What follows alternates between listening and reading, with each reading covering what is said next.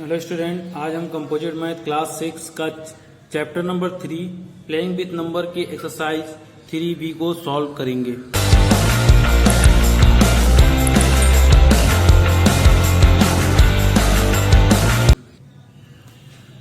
ये exercise 3B का part 2 है। इसमें हमने पहले पार्ट में इसका इंट्रोडक्शन और एक क्वेश्चन नंबर 1 और क्वेश्चन 2 को सॉल्व किए थे।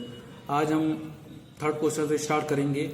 Question number 3, list all the factor of 8, 18, 23, 48, 36 and 100। इन सभी का हमें क्या फाइंड करना है, सभी फैक्टर को लिखना है। तो देखिए क्वेश्चन नंबर थर्ड का फर्स्ट देखेंगे तो हमें क्या निकालना है कि 8 का फैक्टर निकालना, फैक्टर ऑफ 8। फैक्टर ऑफ 8 का फैक्टर क्या क्या हो सकता है। देखिए 8 का फैक्टर मतलब कि ये किस किस नंबर से डिवाइड हो सकता है। ठीक है, मतलब कि 8 को किस नंबर से डिवाइड करें, मतलब कौन कौन से नंबर से डिवाइड करें कि रिमाइंडर कितना है, 0 आए। देखिए सबसे पहला क्या होता है कि किसी नंबर का अगर हमें फैक्टर निकालना हो, एक 1 और खुद मतलब जो नंबर रहेगा वो, ये दो तो उसके फैक्टर होते ही होते हैं। कोई भी नंबर रहेगा दुनिया में, कोई भी नंबर है, एक 1 उसका फैक्टर होता है और दूसरा कौन सा नंबर होता है, 8 होता है। तो एक फैक्टर हमारा आ गया 1 एंड 8। दूसरा फैक्टर क्या होगा, 1 के बाद अगर हम 2 पे जाएंगे, एक बार 2 पे देखते हैं ये नंबर 2 से डिविजिबल है, यस। तो इसका मतलब ये क्या हो जाएगा, 2 भी इसका फैक्टर होगा। तो 2 इंटू 2 का टेबल पढ़ेंगे, 2 4 जार 8, तो इतने टाइम्स आ गया। उसके बाद कौन सा नंबर होगा, 3 से डिविजिबल नहीं, 4 से है डिविजिबल, तो इसलिए पहले से 4 लिखा जा चुका है ना। तो मतलब इसके टोटल फैक्टर कितने हैं, टोटल फैक्टर आए हुए हैं 4, 1 2 3 4। तो कौन कौन से फैक्टर है, 1 है, 2 है, 4 है एंड 8 है। तो फैक्टर ऑफ 8 इक्वल टू कितना हो जाएगा, 1, 2, 4, 8। ये हो गया फैक्टर ऑफ 8। अब इसी तरीके से हम क्वेश्चन नंबर थर्ड का क्वेश्चन नंबर हम सॉल्व करेंगे 6 में क्या है, 100 कौन कौन से नंबर से डिवाइड हो सकता है। ठीक है, तो 100 को देखते हैं। 100 का ये 6 पार्ट है थर्ड का। तो देखिए 100 किस नंबर से डिवाइड हो सकता है। सबसे पहले देखिए इसको लिख देंगे फैक्टर ऑफ 100। फैक्टर ऑफ 100 का क्या होगा कि सबसे पहले 1 रहेगा और 1 रहेगा 100। ठीक है, 1 और इटसेल्फ हो गया। फिर उसके बाद इसमें इसका हम हाफ करते हैं, हाफ करेंगे इसको। अगर हम 2 से डिवाइड करते हैं तो ये 2 से भी डिविजिबल है ना, तो 2 इसका एक फैक्टर होगा। और ये क्या होगा, अगर हम 2 से डिवाइड करेंगे तो 50 आंसर आएगा, ये भी एक फैक्टर हो गया। फिर उसके बाद ये नंबर 2 से और अगर इसको डिवाइड करते हैं तो आंसर क्या आएगा, 25 आएगा, तो इसका फैक्टर 25 भी है। और क्या किस नंबर से डिवाइड हो सकता है, 100 जो होता है वो 4 से भी डिविजिबल है। ठीक है, 100 क्या होता है, वो 4 से भी डिविजिबल है, क्योंकि 4 इंटू अगर 25 करेंगे तो आंसर कितना आएगा, ये चीज आएगा। ये नंबर जो है वो 5 से भी डिविजिबल है। ठीक है, इसलिए इसका फैक्टर क्या होगा, 5 भी एक फैक्टर होगा। अगर 5 से डिवाइड करेंगे तो आंसर आ जाएगा 20, तो इसका एक फैक्टर 20 भी होगा। और देखो ये जो नंबर है ये 10 से डिविजिबल है। ठीक है, और 10 से डिविजिबल ये है तो ये भी तो 10 से डिविजिबल होगा, तो इसका एक फैक्टर 10 भी हो गया।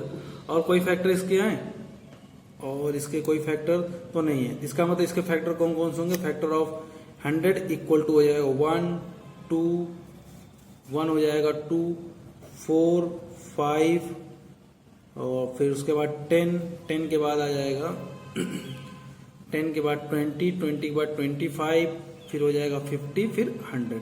ये इसके टोटल फैक्टर होंगे। ठीक है, इसी तरीके से आप जो इसमें बचे हुए क्वेश्चन है, question number 2nd, 3rd, 4th, 5th आपका ये होमवर्क रहेगा। ठीक है, फिर देखिए क्वेश्चन नंबर 4 में कह रहा है कि list the first 5 multiples of 7, 11, 12, 16, 18 and 20। Multiples हमें फाइंड करना है। मल्टीपल्स क्या होता है कि मतलब हम 7 का टेबल पढ़ दे, वो भी कह रहा है ना, इसमें फर्स्ट 5 मल्टीपल्स, मतलब कि फर्स्ट 5 मल्टीपल्स क्या होता है कि पहले हम 0 से उस नंबर को मल्टीप्लाई करेंगे, फिर 1 से करेंगे, फिर 2 से, फिर 3 से, फिर 4 से, फिर 5 से। तो देखिए ये 7 का मल्टीपल्स ऑफ 7, मल्टीपल्स ऑफ 7 का मल्टीपल्स क्या होगा, 7 मल्टीप्लाई बाई 0।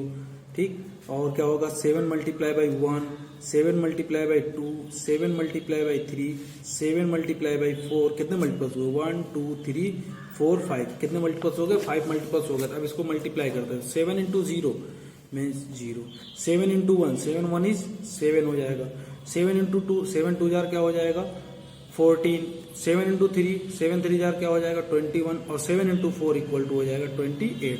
तो कितने मल्टीपल्स आए? 1 2 3 4 5।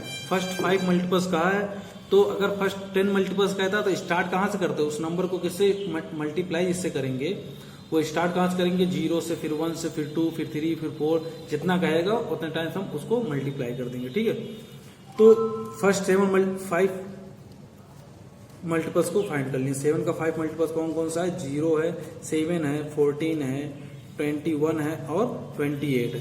तो देखिए इसमें एक चीज और कि इसका जो फर्स्ट, किसी नंबर का फर्स्ट जो मल्टीपल्स होता है वो क्या होता है? 0 होता है। ठीक, फर्स्ट जो मल्टीपल्स होता है वो कितना होता है?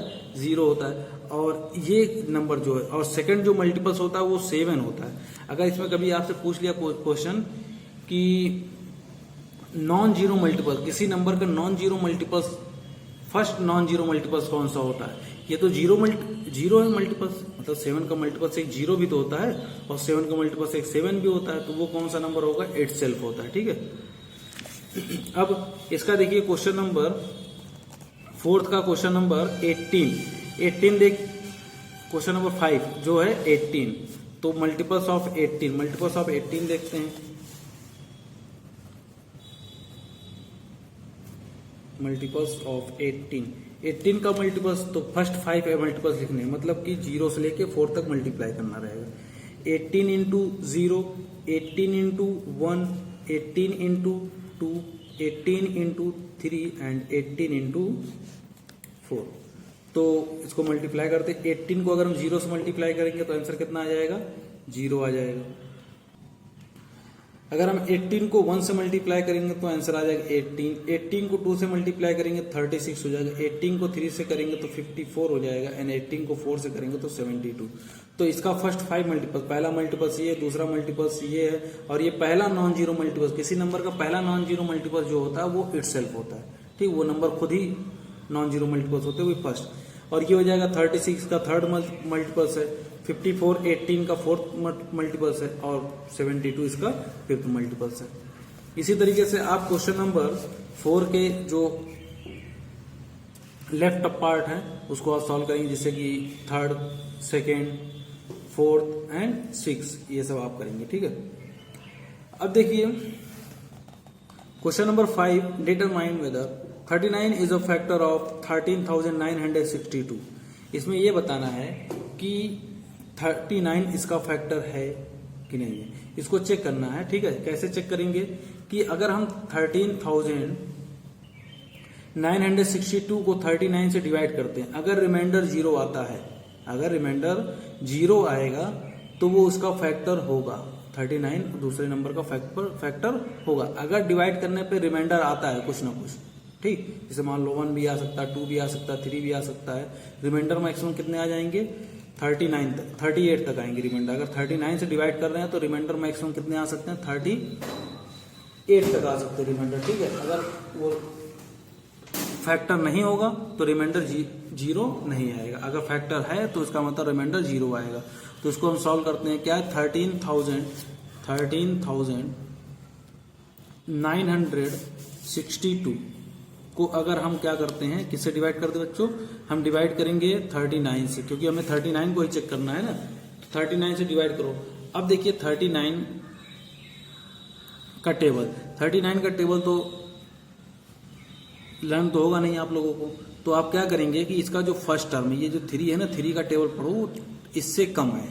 ठीक है, इससे कम आने का मतलब क्या हुआ कि 3 का टेबल पढ़ो, 3 4 जार 12, 4 टाइम्स में लगभग इसके करीब आ जा रहा है, एकदम नियरेस्ट लाना रहता है। ठीक है, तो एक बार करते हैं 4 टाइम्स में। 39 को हम अगर 4 से मल्टीप्लाई करते हैं 4, तो एक बार चेक कर लेते हैं कि 39 का टेबल पढ़ें 4 टाइम्स में, तो ये 139 से ज्यादा तो नहीं आ रहा है।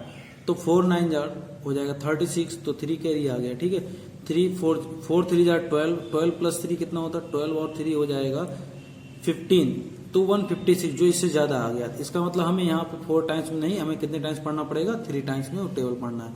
अब 3 टाइम्स पढ़ेंगे तो 39 मल्टीप्लाई बाई 3, 39 को 39 मल्टीप्लाई बाई 3, 9 3 जार 27 तो 2 आ गया, ठीक है। और 3 3 जार 9 और 9 2 कितना हो जाएगा 11, तो 117 आ गया, 117 3 टाइम्स में। तो ये सब्ट्रैक्ट करेंगे तो आंसर आएगा यहाँ पे 2, इसको सब्ट्रैक्ट करेंगे तो आ जाएगा यहाँ पे 2 और ये कैंसिल हो जाएगा और ये नंबर नीचे लिखेंगे 6। फिर वही प्रोसेस लगाएंगे, वही प्रोसेस फिर करेंगे। क्या 3 का टेबल पढ़ेंगे जो ये 22 के नियरेस्ट आए तो 7 टाइम्स में आता है, ठीक है। तो एक बार 39 को 7 से मल्टीप्लाई करो, कहीं इससे ज़्यादा तो नहीं आ रहा है। अगर ज़्यादा आएगा तो 6 टाइम्स करेंगे, कम आएगा तो ठीक है डायरेक्ट लिख देंगे, ठीक। 7 9 जार 63 तो 3 हो जाएगा, 6 कैरी आया। और 7 3 जार 21, 21 में अगर 6 ऐड करेंगे तो हो जाएगा 27, तो जो इससे बहुत ज़्यादा है, ठीक है। तो कितने टाइम्स ले जाएंगे, 6 टाइम्स ही ले जाना पड़ेगा। तो यहाँ लिख देंगे 6 का मल्टीप्लाई मतलब 39 को मल्टीप्लाई करेंगे किससे, 6 से।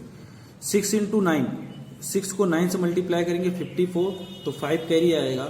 और 6 इंटू 3, 6 इंटू 3 हो जाएगा 18 और 18 प्लस 5, 18 को अगर हम 5 से मल्टीप्लाई करेंगे तो आ जाएगा 23।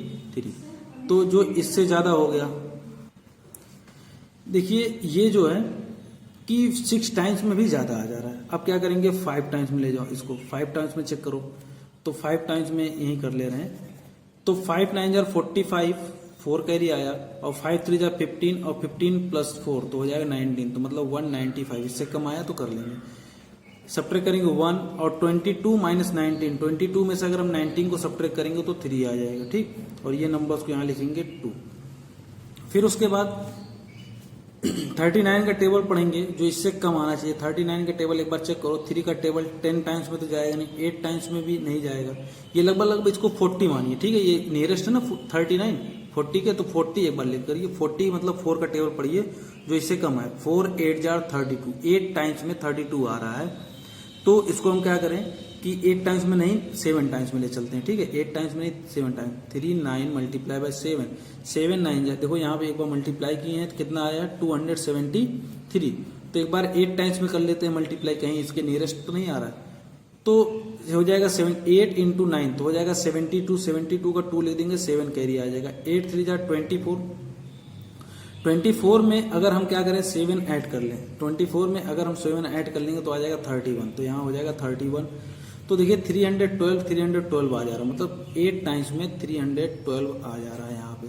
तो इसको क्या करें, सब्ट्रैक्ट करेंगे तो रिमाइंडर कितना आएगा, 0 आ जाएगा।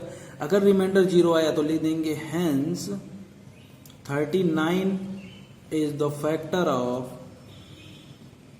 13,962, ठीक है। इस तरीके से आप डिवाइड करेंगे, डिवाइड करना आप अच्छे तरीके जानते होंगे। अब इसमें क्या करना है कि डिवाइड करने पे अगर रिमाइंडर 0 आता है बच्चों, ठीक, अगर डिवाइड करने पे रिमाइंडर अगर 0 आता है तो वो उस नंबर का फैक्टर होगा। अगर डिवाइड करने पे रिमाइंडर 0 नहीं आ रहा है तो वो फैक्टर उसका नहीं होगा, ठीक है। अब क्वेश्चन नंबर 6 7 8 9 10 11 12 को हम